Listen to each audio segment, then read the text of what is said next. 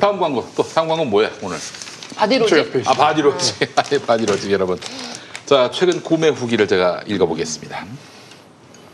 오른쪽 어깨가 처지고 눈 감고 제자리 걷기 하면은 우측으로 이동했어요. 김용민이가 그렇습니다. 예. 근데 전 좌측으로 이동합니다. 그냥 진보기 때문에. 예. 자 브라끈도 오른쪽으로 내려오고 가방끈도 오른쪽으로 흘러내리고 이렇게 돼 있구나 이렇게. 그럼 그렇지. 자 인터넷 보다가 바디로직을 알게 됐는데 처음에는 효과가 있나 반신반의했어요. 자 그런데 신발 다른 뒷굽을 보고 내 자세가 잘못됐다는 걸 알게 됐는데 야 이거 완전히 내 얘기네. 진짜. 신발 뒷굽. 걸을 때 막 그냥 한쪽으로 쏠려서 간다는 거야. 저는 평소 때도 한쪽으로 기울었어요. 우리 저 아내가 그래서 결혼식 때 또 입장할 때 그렇게 입장을 해가지고 진짜 내가 저 인간하고 지금 결혼해야 되는가 도망가야겠다 그런 마음을 가질 정도였습니다. 여러분이 심각한 문제 웃지 마세요. 웃을 일입니까 이게? 예. 자 그래요. 자 그래서 이제 바디로직 타이즈를 입고 매일 걷기 운동을 하니까 신발 닳는 게 전과 달라지는 걸 눈으로 확인하고 깜짝 놀랐습니다. 왜냐 그 남학신을 신었기 때문에 다를 수가 없습니다. 예, 다를 수가 없습니다. 농담입니다, 여러분. 농담이에요. 자, 신발 닳는 게 전과 달라지는 걸 눈으로 확인하고 깜짝 놀랐습니다. 사장님이 AS도 잘해주셔서 감사하고 신뢰가 더 갔어요.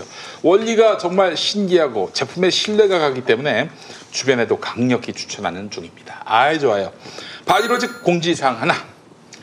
바디로직 탱크탑 요겁니다. 요거 이 노란색 요 두 개 구매하시면 한 개를 추가로 드립니다.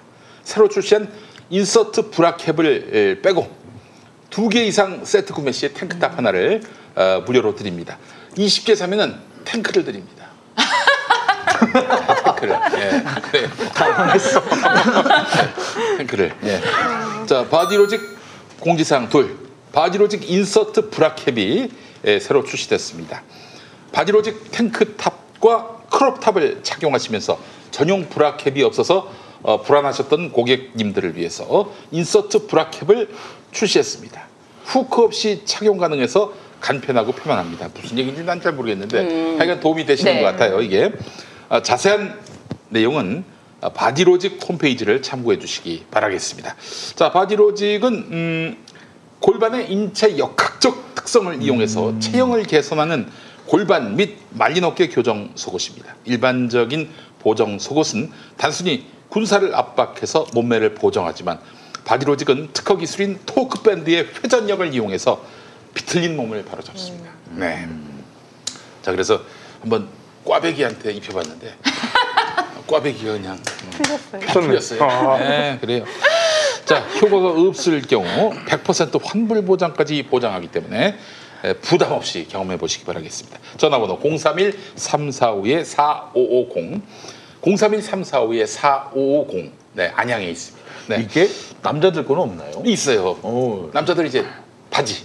바지 쪽은 또 여성도 하실 수 있고. 디스크 있으신 분들 입으시면 교정이 되는 거예요. 아니 제가 사실 많이 기울었어요. 네. 좀 길어가지고. 아니 나는 또 저기 오랫동안 책상에 앉아 있다 보니까 엉덩이가 아픈데 이 바디로직 남자용 까만 거 그거 입으면요, 어우 뭐 전혀 그런 통증이란 게 없어지더라고요. 네, 여러분들 바디로직 많이 사랑해 주시기 바라겠습니다. 인공지능 로봇이 사람의 일자리를 대신할 것이라는 예측이 나오고 있습니다. 와, 이런 미래에 사람은 도대체 어떻게 되는 거야? 경기도는 생각합니다. 세상이 바뀌어도 사람은 먹고, 자고, 일하고, 놀고, 사람답게 살아야죠.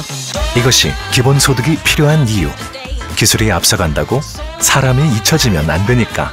사람을 사람답게 기본소득.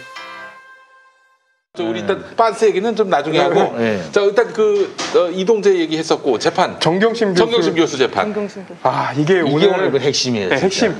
이게 원래는 저희가 몇 달 전에 확보한 자료예요. 녹취록을 확보를 했었거든요. 녹취록? 어떤 녹취록? 그 정강훈 죄송합니다. 지금 오늘 하는 지금 정강훈 왜 나오셨어요? 이게 하나만 얘기할게.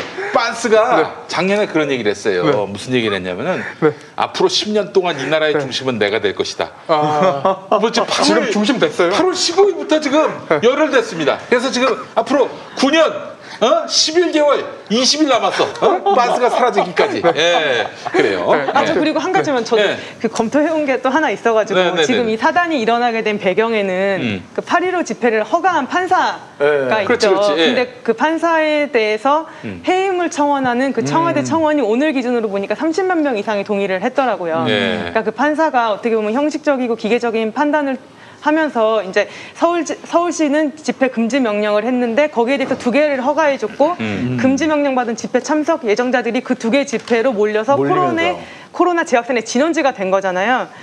그런데 이제 뭐 그 판사의 경우는 표현의 자유, 집회 결사의 자유가 이제 중요한 기본권이다라고 그렇게 생각을 한 것 같은데 코로나 방역 국민의 생명과 안전은 이와 또 다른 더 중요한 기본권이라고 볼 수도 있거든요. 생명권이니까. 생명권과 관련이 있어서요. 그런데 이제 감염병 확산의 우려가 있는 집회를 허가해 주었다는 점에서 잘못된 판결이었다는 비판의 목소리가 매우 높고 판사의 실명과 사진까지 이제 돌고 있더라고요. 근데 이제 여기에 대해서 검토를 이제 법적으로 검토한 걸 말씀드리면 법관의 신분 보장은 헌법에서 직접 규정하고 있고 일반 공무원과 다르게 더 중하게 보호가 되고 있어요.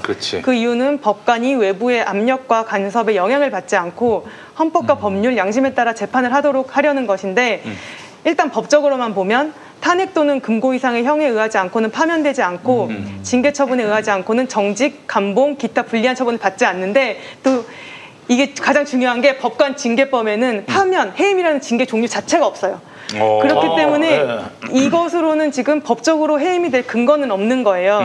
그래서 지금까지 통계를 보면은 판사에 대한 징계 중에 가장 중했던 징계가 정직 1개월이었어요. 그게 어떤 사건이었냐면 이제 기억하실 것 같은데 명동 사채왕으로 불리는 사람에게 수년간 수차례에 걸쳐 약 2억 5천만 원의 뒷돈을 받은 판사가 징역 3년 확정된 판사가 있는데 그 판사가 정직 1개월의 징계를 받았고 또 이제 이른바 레인지로버 부장 판사라고 이슈가 됐던 그 정은호 전 네이처 리퍼블릭 대표로부터 차량 한 대 등 총 1억 6천여만 원을 받은 판사가 이제 정직 1개월을 받아서 지금까지 징계 중에서는 이 정직 1개월이 가장 중한 것이거든요. 그래서 뭐 청와대가 이제 20만이 넘어서 답변을 할 것 같은데 뭐 법적으로 해임이 될 근거는 일단 없는 것 같고 이런 일들을 통해서 법원도 경각심을 가져야 한다는 점에서는 충분히 의미가 있다고 생각을 합니다. 이게 정말 터무니없는 판결을 해가지고 사회에 엄청난 온 국민들한테 엄청난 악영향을 미친 거에 대해서 뭐 전혀 징계할 수단이 없다는 것 자체가 야 정말 이 법 위에 그 판사들의 생존권이 있다는 건지 참 답답하네요. 예. 자 계속 이어갑시다. 예. 최성해 전 총장이 윤석열 검찰총장이랑 식사를 했다. 그 검찰 조사를 받는 동안에 중앙지검에서 식사를 했다는 첩보를 저희가 입수를 했어요. 중앙지검에 와서? 예, 중앙지검에 와서. 근데 그 방이 사실은 저희가 복수의 증인들이랑 대화를 해본 결과 그 방이 3차장 검사실이었다라는 추측까지. 본인은 중앙지검장인데 3차장 검사실에 내려와가지고 중앙지검장이 아니죠. 검찰총장이 작년이니까. 작년? 네. 작년 9월 4일에 그 중앙지검 3차장실에 와가지고 식사를 했다라는 첩보를 저희가 몇 개 입수를 했었어요. 그럼 밖으로 나가지 않고 그 안에서? 예. 뭐 먹었을까? 도시락을 시켜 먹었다고 얘기를 들었습니다. 근데 이 얘기를 어떤 사람들이 그냥 막 한 게 아니라 수사관이 증인한테 그런 얘기를 했대요. 그 참고인으로 나온 분한테 이 방 바로 위에서 어제 최성해 총장이랑 그 윤석열 검찰총장이랑 식사를 했어요라는 얘기를 했대요. 근데 저희가 그런 첩보를 그러니까 그런 제보를 받았어요. 그 얘기를 해줄 수 있느냐라니까 뭐라고 하느냐면은 이와 관련돼 가지고 법정 증언이 얼마 후에 있을 텐데 그거 하고 나면 우리가 이게 해주겠다라고 해가지고 저희가 사실 미루고 있었거든요.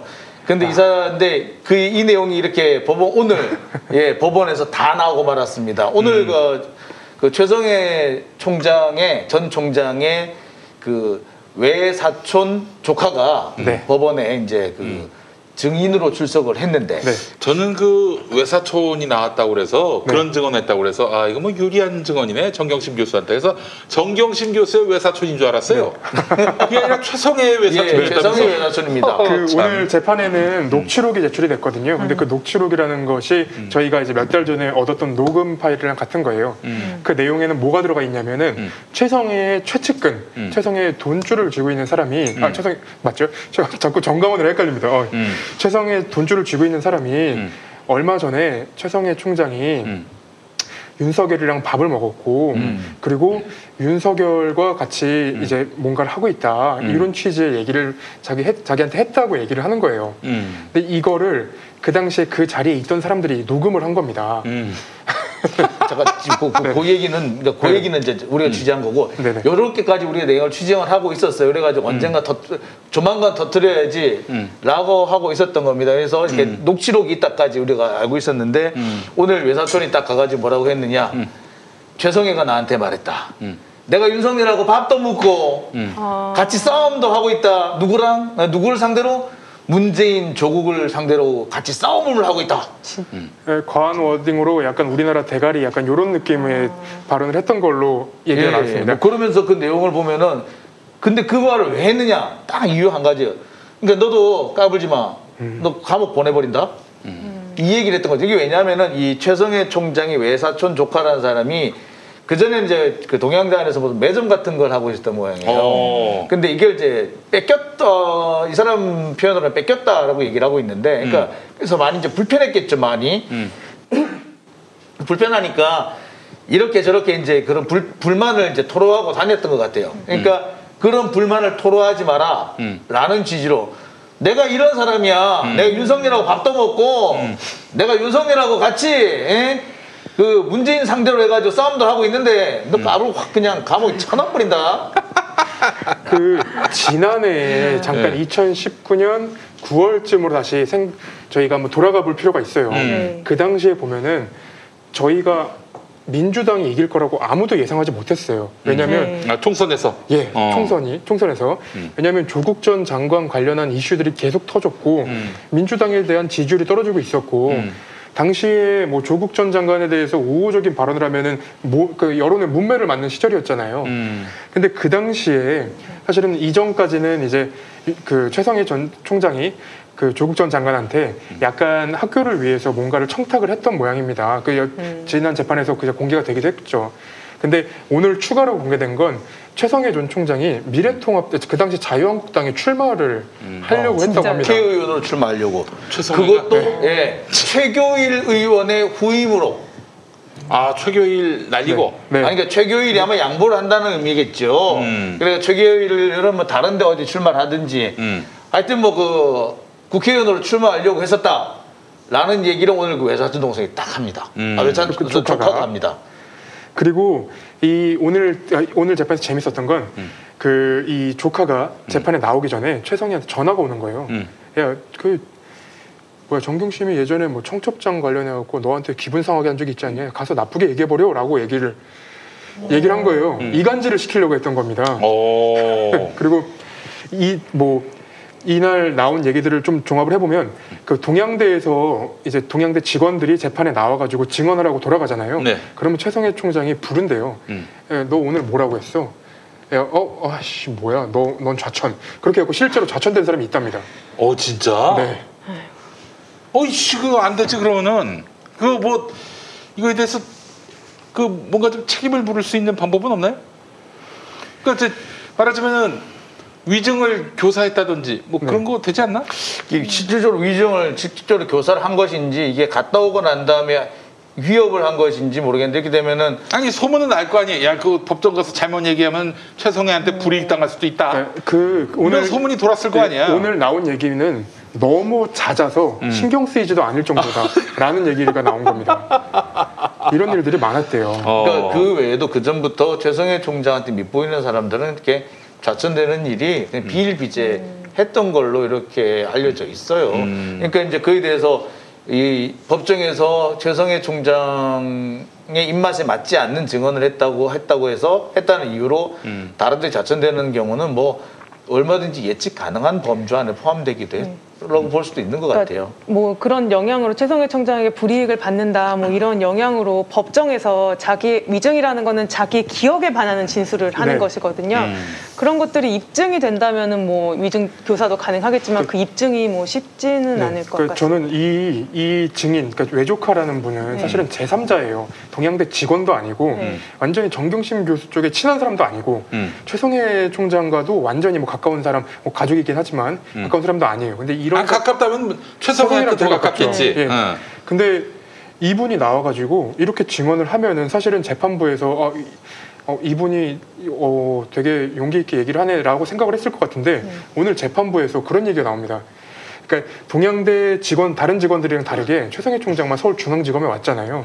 근데 그 당시에 왜 그런 거라고 생각하냐, 뭐 어떤 얘기를 들었냐 그랬더니 제가 기억하기로는 그 조카분이 한 배를 탄 그런 느낌으로 이야기를 했었다라고 얘기했더니 재판부가 갑자기 물타기 하지 말라고 그런 얘기를 합니다. 근데 이 말은 재판부가 대단히 이게 증인의 발언을 제지하려고 하는 그런 취지인 것 같아요. 사실 이런 얘기를 하면은 증인은 들으신 얘기만 하세요.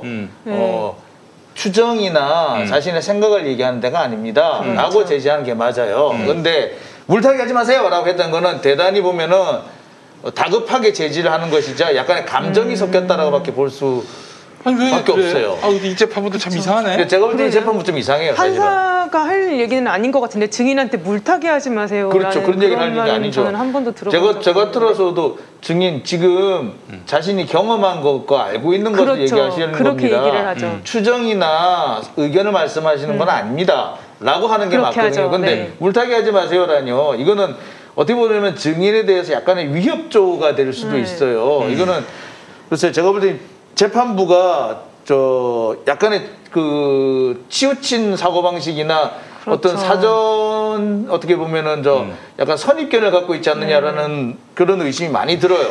제가 변호인 입장에서 재판부에서 그런 얘기를 들었다면 저는 진짜 속으로 이 재판부가 지금 예단을 갖고 있구나 이렇게 고민이 되면서 어떻게 저 재판부의 예단을 풀어야 될까라는 고민을 엄청 많이 하게 됐을 것 같은 그런 발언이네요. 아니 그것도 그렇지만은 이런 식이라면 아마 틀림없이 정경심 교수에게 어떻게든 그렇죠. 손톱만한 유죄를 판결을 할 것 같아요. 그러면 또 언론이 그 손톱만한 유죄 갖고 정경심 유죄 이런 식으로 또 그렇게 보도를 할 것이고. 가능성이 현재로서는 좀 높아 보여요. 특히 어떤 부분이었느냐면은 조국 전 장관이 SNS를 통해 가지고 이제 원신의 검사라든지 이런 사람들에 대한 게 문제를 제기를 하잖아요.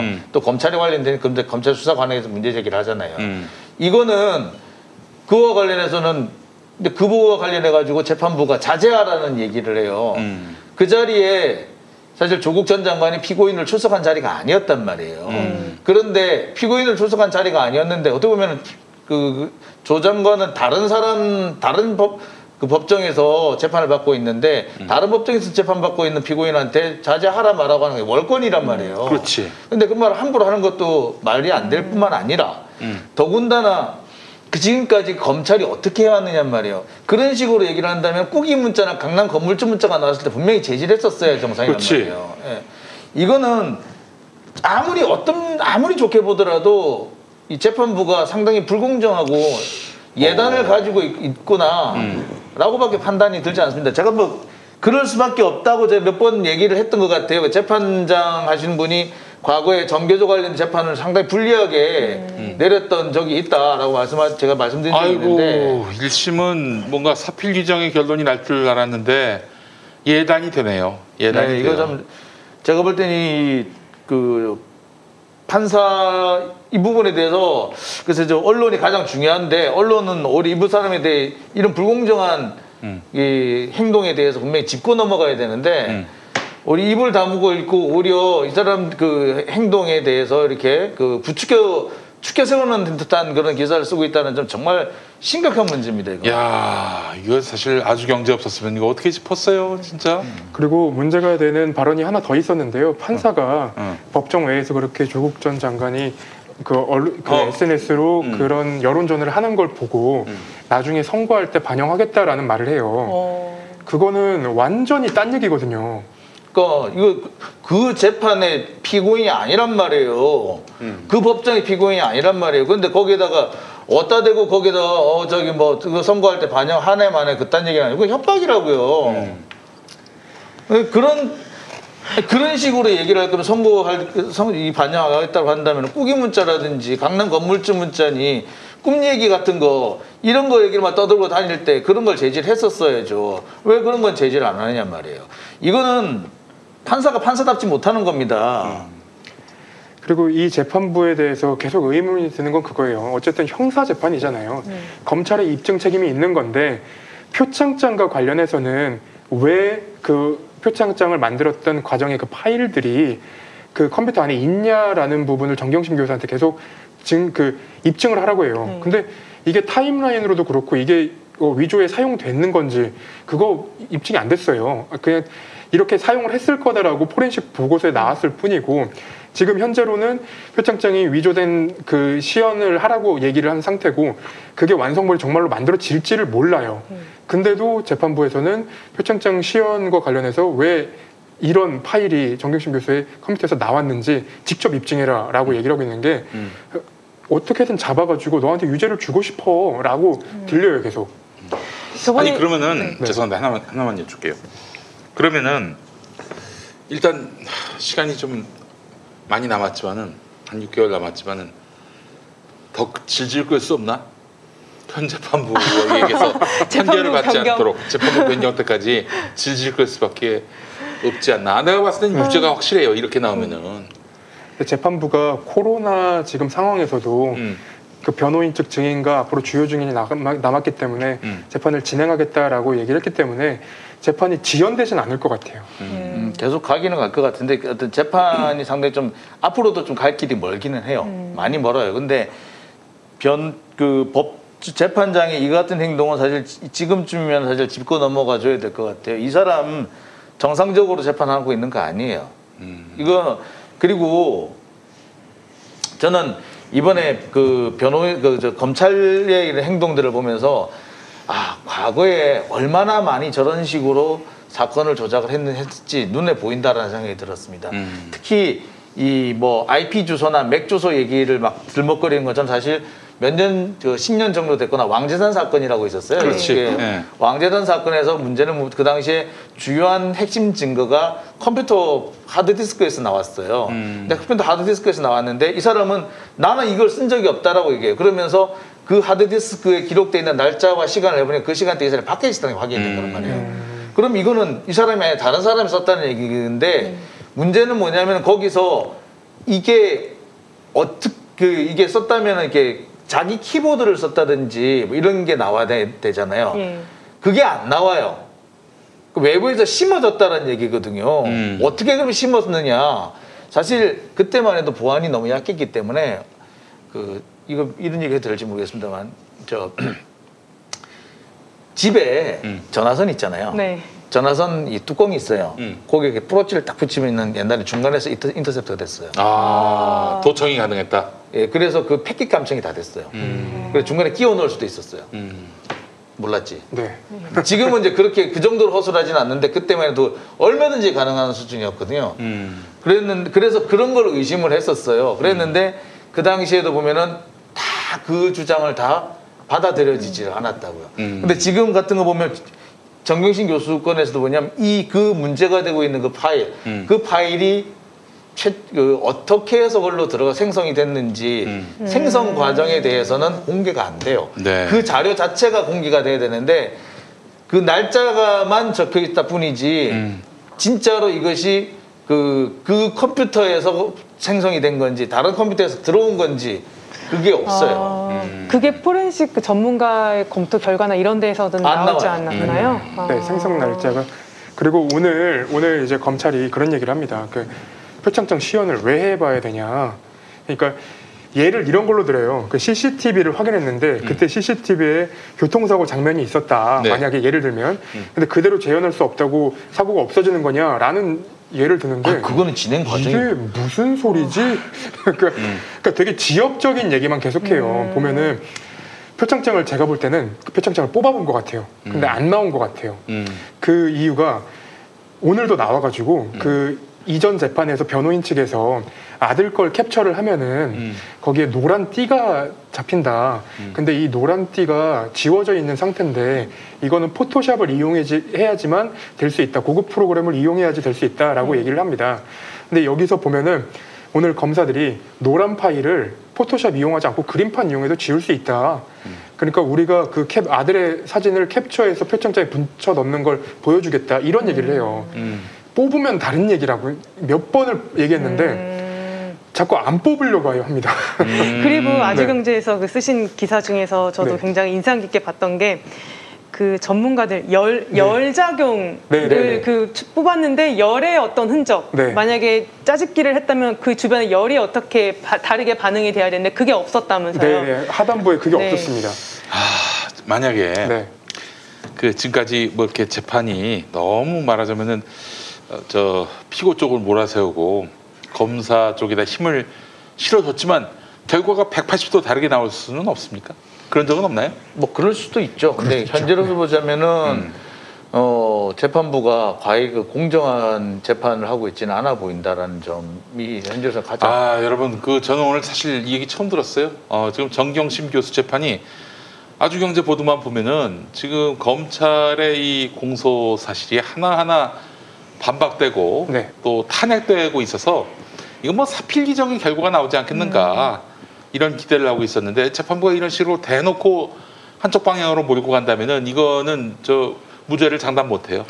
그 초반부터 재판부가 그런 게 있었어요. 뭐 예를 들면은 그 헤어 디자이너 이제 차명 계좌 의혹이 나왔을 때 그 헤어 디자이너 같은 경우에는 이게 내가 그러니까 정경심 교수가 되게 오지랖 넓은 동네 언니 같은 이미지였던 거예요. 네. 그래서 자녀가 그 헤어 디자이너의 자녀가 앞으로 대학교를 가야 되는 나이가 됐고 그래서 향후에 돈을 벌 수 있게 그 부분에 이제 투자할 수 있는 어떤 조언 같은 걸 했던 것 같아요. 그리고 실제로 이제 손해봤던 부분들은 다 채워주기도 하고 이런 내용도 있었고 그리고 정경심 교수나 조국 전 장관한테 유리한 발언을 하는 사람들이 몇몇 있었어요.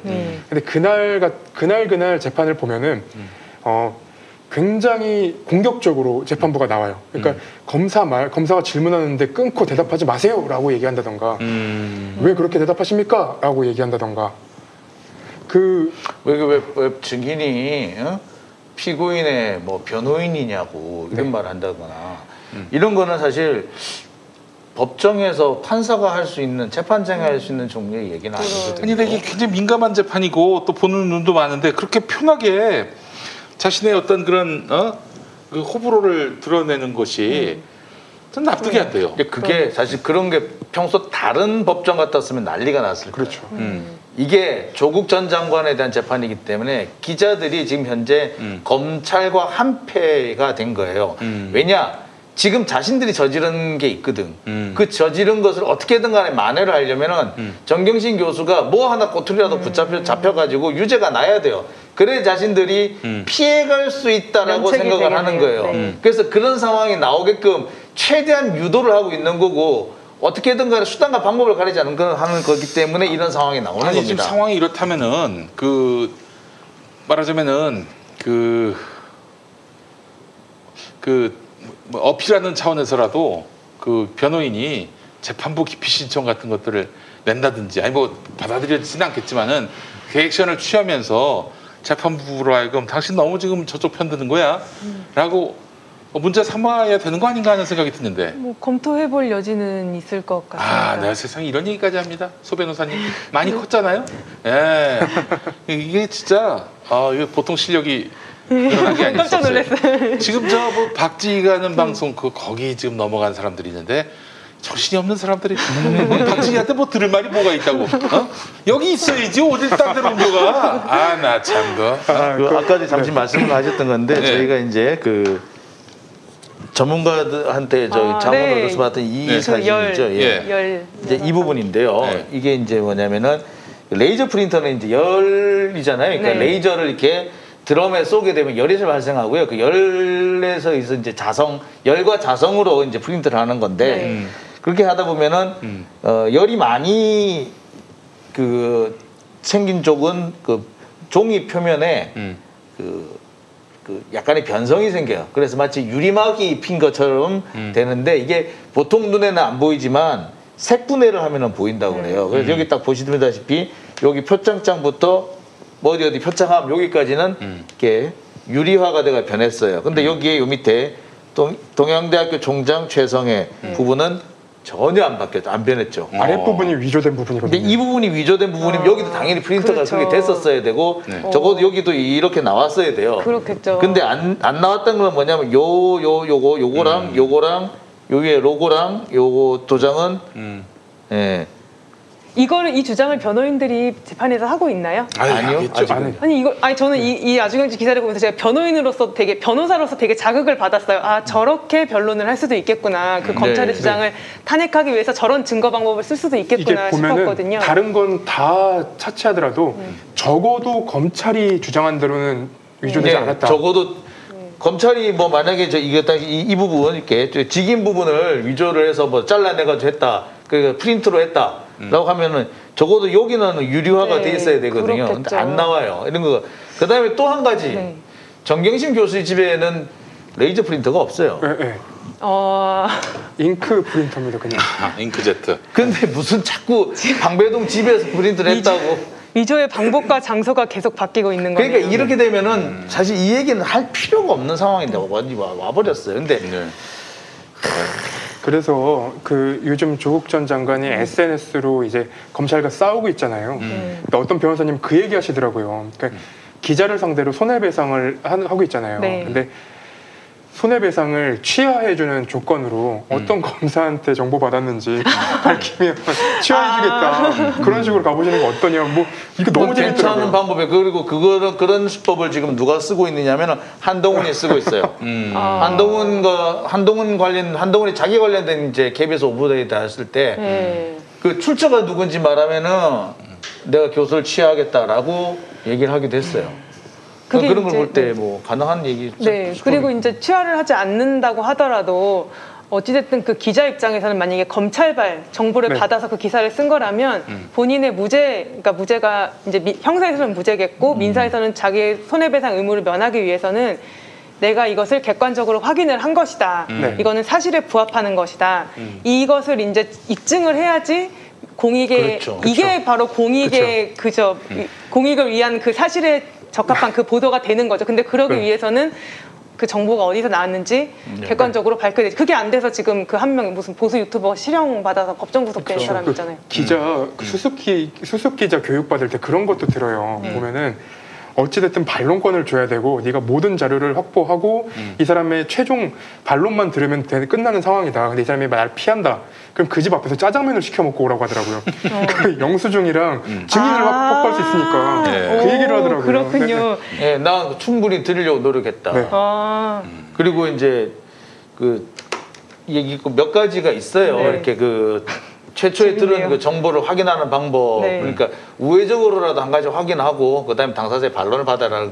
그렇게 얘기를 하거든요. 근데 검찰발 정보 같은 경우는 확인을 안 거쳐요. 대체로 보면. 그게 제일 큰 문제죠. 근데 검찰발 기사라고 해서 저는 다 면책된다고 보지는 않아요. 왜냐하면은 저도 얼마 전에 이제 조국 전 장관 이제 뭐라 그랬더라? 따박따박 대응하겠다라고 하면서 이제 지금 리스트업이 계속 되고 있잖아요. 그래서 검찰발 기사의 경우에는 과연 그 자체만으로 면책이 될까 궁금증이 생겨서 그 언론사들의 어떤 뭐 윤리 규정이라던가 이런 것들을 이제 한번 살펴본 적이 있는데 보도자료 어떤 관청에서 보도자료로 나온 것이라고 하더라도 그거는 일방적인 검찰 측의 주장에 불과하기 때문에 반드시 한 가지 이상은 확인을 해야 된다. 한 가지 이상의 경로로 확인을 해야 된다라는 그런 규정들이 있더라고요. 근데 지금 검찰발 기사들은 그런 공식적인 보도자료나 브리핑에서 나온 것도 아니고 단지 어떤 검사로부터 들어서 내가 쓴 거다라고 하면 그거는 사실 확인 의무를 다했다고 볼 수 없는 거예요. 사실 그 규정이 왜 나왔느냐 하면은 10년 전에 노무현 대통령 돌아가실 때 그 당시에 그 기자들이 그 검찰발 얘기를 너무 여과 없이 막 퍼다 달랐던 거예요. 그리고 난 다음에 노무현 대통령이 돌아가시고 난 다음에 언론이 얼마나 많은 비난을 받았습니까? 그래서 스스로 돌아보기를 우리가 검찰발 기사를 너무 받아쓰게 했었다. 이래서는 안 된다. 라고 해서 만들어진 그 조항들이었어요. 근데 10년 만에 그걸 전부 다 잊어먹었어. 돌아버리겠어요. 근데 10년 전에 나랑 같이 서울중앙지검 출입하면서 노무현 대통령 사건 하면서 우리가 이래서는 안 되는 거였어. 라고 했던 사람들이 지금 다 데스크를 하고 있단 말이에요. 근데 그 데스크들이 뭐가 됐느냐? 지금 젊은 기자들한테는 꼰대가 돼버린 거예요. 이거는 그렇게 해서는 안 된다고 얘기하는데 이거를 가르쳐 준다고 생각하는 것이 아니라 꼰대질 한다고 생각하는 거예요, 지금. 이래서 지금의 이 문제가 생기는 거고 그 틈새를 누가 파고 들어갔느냐? 한동훈이 파고 들어간 겁니다. 지금 댓글에 되게 중요한 한 말씀해주신 분이 계신데 이 표창장 위조하면은 우리가 눈으로 볼 때는 흰색이 보이잖아요. 네. 근데 그림판으로 오린 것과 그리고 포토샵으로 한 거는 흰색의 차이가 있어요. 아, 흰색의 차이가 있어요. 저희가 표창장을 이렇게 봤을 때 갖다 붙였다고 한다면 네. 그림판으로 만약에 오려서 붙였으면은 흰색이 000에서 흰색이 잡혀요. 네. 근데 그게 이제 만약에 표창장이 그대로 인쇄가 돼 있다고 그림을 안 붙이고 그냥 워드로 해서 뽑았다고 한다면은 뒤에가 투명입니다. 아니 그 나는 네네. 항상 이제 이과적인 접근도 필요합니다. 공학적 접근도 필요하고 네. 그런데 그 문과적 접근도 필요하다고 봐요. 그렇죠. 네.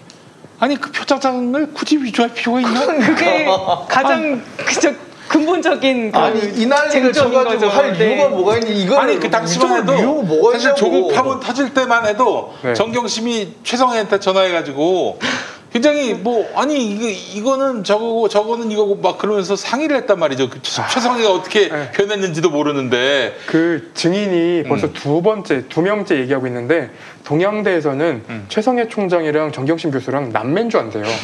너무 가까워서. 아, 근데 그 당시에 그 정도 가까웠으면은 표창장 하나만 뽑아줘라고 얘기도 되는 거잖아요. 그렇지. 그렇죠. 근데 아니 굳이 그럴 이유가 뭐가 있어? 그 실력도 안 되는 양반이. 네. 그러니까 아니 그럼 나 그때만 참가. 해도 이 최성해 총장이 그 조민 씨를 며느리 삼겠다고 하던 판이었는데 네. 이런 표창장 하나 안 내줬겠어요? 당연히 몇 수십 장이라도 뽑아줬지. 아니 그냥 박사학위 학위증까지 쳤을 거야 아마. 아니 오늘 외조과가 하는 말 중에 되게 소름 돋는 말이 있었는데 네. 최성해 총장이 핸드폰 뒤에다가 조민씨 사진을 이렇게 껴놓고 다녔대요. 보여주면서 이쁘지? 내 며느리 될 사람이야? 뭐 이렇게 얘기를 했다는 거예요. 진짜요. 소름 돋더라고요. 그랬는데 그런데 그 표창장 이름 하나 못 줬겠어요? 난 그러니까. 수백 장이라도 만들어 줬겠다. 아 그리고 그 사실 무슨 이게 관계도 없는 그 사실 부산대 의전원 입시를 위해서 그렇게 필요했다는 거 아니야? 아니 애들한테 영어 가르쳐 준 게 무슨 입시에 그러니까. 도움이 된다고? 네. 그냥 이 학생은 성실한 학생이고 남도 잘 도와줄 줄 아는 사람이다. 이 얘기밖에 아니거든요. 네. 기본적으로 부산대 의전원에 들어가려면은 그 시험을 쳐야 돼요. 그렇죠. 그 의학 적성 시험이라는 게 미트라고 하나요? 그 미트 시험을 쳐야 돼요. 그걸 치고 난 다음에 일정한 점수 이상이 돼야만이 들어갈 수 있고 그 다음에 이런저런 것들을 보기는 볼 겁니다. 네. 그런데 이거를 마치 이걸로 들어갔다라고 말하는 것 자체가 웃기는 건데요. 아, 이거를 참 그리고 표창장, 동양대 표창장의 어떤 발급 구조나 정결 규정이나 뭐 발급 대장, 뭐 그런 관리하는 거나 이런 것들이 굉장히 주먹구구식이었더라고요. 그렇죠. 그래서 그 점에 비춰서 봐도 좀 최성해 총장이 제일 처음에 이 사건이 이슈화 됐을 때 이제 벌써 1년 전인데 그때 진술을 이제 한 번씩 번복한 것들이 있었거든요. 네. 맨 처음에는 뭐 위조했다라고 하다가 뭐 어떤 정결권, 표창장 네. 정결권에 대한 내용이 나오니까 뭐 교수들 중에서 정경심 교수를 뭐라 그래야 되지? 지금 기억이 안 나는데 아무튼 교수들이 다 뭐 합심해서 그걸 만들어 줬을 것이다. 뭐 이런 그런 좀 그런 내용들을 얘기를 하셔서 지금 제 기억은 정확하지는 않은데 그리고 그 동양대가 굉장히 행정이 엉망이었다. 오늘 또 하나가 네. 증명이 됐는데 보면은 검찰이 오늘 나온 그 외조카가 카페랑 그리고 그 식당을 운영했다고 하니까 그런 이제 2013년 7월부터 계약이 돼 있는데 무슨 2012년에 네가 여기서 운영을 했냐라고 얘기를 하는 거예요. 근데 저희가 확인을 해보니까 2012년부터 운영을 했더라고요. 그래. 계약서가 없고 운영을 하고 있었습니다. 그러니까 이런 개판 오분전인 아니 그러면은 그럼 더더욱 그럴 이유가 뭐 있어? 지가 위조한 그렇죠. 이유가 뭐가 있어? 정경심 그러니까 교수가. 진술의 신빙성이 없는 거예요. 정말로 전화 한 통 해서 그래 아무렇지도 않게 그냥 그래 발급해줘 뭐 무슨 문제가 있겠어라고 해놓고 잊어버렸을 수도 있는 거고 그렇죠. 잊어버린 척을 할 수도 있는 거고 그러니까 아니면 네가 알아서 그럴 수도 네가 있는 알아서 거죠. 뽑아가 뭐 그렇게 그랬을 얘기를 때. 했을 수가 있는 충분한 사안인 거예요. 그래서 처음에는 뭐 그거를 부인하기 위해서 허락을 했다는 걸 부인하기 위해서 1년 번호가 다르다고 했다가 뭐 어떤 표시가 다르다고 했다. 근데 그게 달라도 표창장은 정상 발급된 것이 맞다는 증거들이 계속 나오니까 그때마다 이제 말이 계속 바뀌어왔다는 거예요. 만약에 저라도 그랬을 거예요. 태연이가 뭘 나한테 부탁을 했다. 그러면은 막 태연이가 그러면 김태현 기자가 저한테 이제 선배님 저기 뭐 저 데스킹 봐주십시오라고 했을 때 웬만큼 내가 어느 정도 알잖아요. 그러면은 간단한 기사다. 그러면은 그냥 네가 보내. 네가 네, 보내 그럴 수 이런다고요. 있는 사안인 그런데 거죠. 나중에 이제 기분 나쁘면 야 너 내 허가 없이 보냈어? 맞아요. 바로 이렇게 이게 바로 이렇게 나올 수 있는 거예요. 경향신문 강진구 기자가 그렇죠. 딱 그 상황인 거죠. 그 상황인 거예요. 강진구 기자가 예전에 강진구 기자뿐만 아니라 경향신문의 동료 기자도 야 온라인판은 뭐 데스킹 없이 네가 올려라. 그래서 저기 조회수 많이 올라오면은 상 줄게 뭐 이랬다고. 그렇죠. 근데 많이 올리라고 그랬단 이번에 말이에요. 그 가짜 미투 의혹 관련해서 보도를 냈더니 당신 왜 허락 없이 올리냐고. 편집국장하고 동기급이야. 경향신문에서 노조위원장도 했고 탐사보도 기자까지 했다고. 데스킹 누가 그 강진구의 기사를 데스킹하나? 그러니까 누가 노조위원장 기사를 데스킹을 봐요. 큰일 날려고. 예. 그리고 마지막 하나만 더 얘기를 하자면 그 보통 동양대에서 내부 문건을 없앨 때는 파쇄하는 차량 대형 차량이 와서 문서를 한 번에 그 폐기를 한다고 하더라고요. 근데 이번에 그 나온 증언으로는 최성해 총장의 측근 중에 한 명이 와서 상장 대장을 불태웠다는 얘기를 들었다고. 그래요. 진짜요? 그거를 수습하러 누군가 내려왔다라는 얘기까지 증언이 됐습니다. 그래. 정말 어마어마하네요. 저희가 지금 그 자료를 지금 차곡차곡 쌓았는데 이걸 어떻게 써야 되나 이러고. 근데 지금 이제부터 이제 나왔으니까 이미 증언이 나왔으니까 우리 갖고 있는 녹취 파일 전화 풀고 하려고 합니다. 그래요. 알겠습니다. 네. 아주 골 때리네 진짜. 네. 자 여러분 하여튼 이 재판은 굉장히 좀 판사가 위태롭습니다. 이게 또 어떻게 판결 나올지 모르겠고 예를 들어 행여라도 손톱만한 유죄가 나오면 또 대서특필하면서 정경심의 이런 비리가 다 드러났다. 조국의 그 비리도 드러났다. 이런 식으로 또 떠벌릴 게 분명하다고요. 그 다음 재판에 조국 전 장관이 증인으로 나옵니다. 아 그래요? 네. 그래서 다음 주 재판이 어떻게 진행될지가 좀 궁금한 상태입니다. 알겠습니다. 다음 주가 너무 기대가 되고 또 유심히 또 지켜보셔야 되겠네요. 네, 알겠습니다. 빤스는 어떻게 될 것 같아요? 하나만 더 여쭤보고. 빤스. 빤스 목사 같은 경우는 조만간 이제 지금 저 법무부 장관이 이거를 이미 8월 8일에 이미 그 구속 취소 그 보석 취소의 요건이 생겼다. 네. 그때까지 왜 이걸 제대로 하지 않았는지 문제가 의문스럽다라고 지적을 했기 때문에 8월 8일이 왜 그러냐면은 네. 8.15 대회를 앞서서 뭐 저기 예비 행사 같은 게 있었어요. 8월 8일에. 거기서 뭐 문재인 탄핵을 해야 된다는 이게 정치성 발언을 했단 말이에요. 그러니까 이 사람이 그러니까 그 공소사실과 관련이 있는 집회를 해서는 안 된다고 네. 그랬잖아요. 공소사실 이렇게 선거법 위반이고 결국엔 정치성 집회였단 말이에요. 그러니까 그렇죠. 그 정치성 집회를 해서는 안 된다는 얘기인데 했었기 때문에 이때부터 그리고 그 당시에도 이제 경찰과 충돌도 그때 벌어졌었고 네. 따라서 이미 그 당시에 이 보석 취소의 요건이 생겼는데도 그것을 검찰이 제때 청구하지 않았다라는 점에 대해서 분명히 문제를 지적을 했어요. 네. 그러니까 이 상황이면은 그 검찰에서 적극적으로 나서지 않을 수가 없는 상황이거든요. 그래서 아마 검찰 쪽에서 보석 취소 청구를 했고 법원에서도 조만간 개최하지 않을까 싶긴 한데 다만 이제 지금 2주 동안 휴정기이기 때문에 휴정기가 끝나고 난 다음에 아마 그 얘기를 하지 않겠느냐. 네. 빤스가 완치가 됐는지 안 됐는지 그건 중요하지 않습니까? 제가 볼 때는 그래요. 이걸 어쨌거나 일단 그 심리부터 열고 심리를 열고 난 다음에 결정을 조금 천천히 내릴 수도 있어요. 그 부분은. 그렇죠. 그리고 보석 취소 같은 경우는 뭐 서면 심리를 할 수도 있고 신문기일을 정할 수도 있는데 만약에 신문기일을 정한다면은 완치가 된 다음에 신문을 받게 될 것이고요. 그 이후에 보석 취소 결정이 날 것이고. 서면이면 뭐 다음 보석 심리 취소 때. 서면이면은 서면 심리만으로도 보석 취소를 할 수가 있는데 다만 집행은 또 완치가 된 다음에 완치가 된 다음에 하더라도 넌 저 완치되면 바로 감옥이야. 그렇게 결정이 날 수도 있는 거죠. 네. 이게 아니 지금 제가 우리 혹시 이 방송 보시는 당국자가 계시면은 호소합니다. 제가 이 교계를 좀 알잖아요. 나름대로 그 바닥에서 방귀 좀 낍니다. 제가. 응? 지금 이게 IS로 발전할 수 있다니까 이 인간들이. 그러니까 이 인간들은 지금 빤스 목사님이 워낙 성령의 은사가 충만하시고 또 워낙 애국 운동을 하시느라고 하나님이 지켜주셔가지고 아니 풀려날 수도 없는 그런 감옥살이에서 보석을 받고 풀려나셨고 능력의 종으로서 이렇게 애국 운동을 주도하신다. 지금 탄압받고 계시고 고난받고 계신데 이 와중에 그들 곁으로 돌아간다. 그게 정말 나쁜 시그널입니다. 네. 이거 알아야 돼요. 그러니까 맞아요. 지금 즉시 단호하게 서면 심리 꼭 공판장에서 할 필요는 없잖아요. 없죠. 없습니다. 당장이라도 단호하게 좀, 네. 바로 이 마치는 대로 바로 재수감이라는 것들을 알려줘야 됩니다. 이 시그널이 분명히 가지 않으면요 저자들이 어떻게 책동할지 몰라요. 지금도 피해 다니고 네. 뭐 무슨 휴대전화 끄고 다니고 그렇죠. 이거 가볍게 볼 문제 아니에요. 내가 이런 얘기를 할 때는 좀 새겨 들어야 돼. 나 참 그 진짜. 맞습니다. 그리고 어제 제가 기사를 보고 깜짝 놀랐던 게 그 경기도 하남에서 집회를 다녀온 50대가 나흘 동안 찜질방에서 지내다가 확진 판정을 받았는데 그러니까. 접촉했을 수 있는 180여 명 가운데 80명 넘는 사람들이 지금 어디 있는지 파악이 안 돼서 지금 하남시가 발칵 뒤집혔대요. 어떻게 하냐고요. 그러니까 이 사람들은 네. 이 사람들이 어디 가가지고 그 코로나19를 퍼뜨려도 깜깜인 거예요. 말 그대로 깜깜인 거예요. 그렇죠.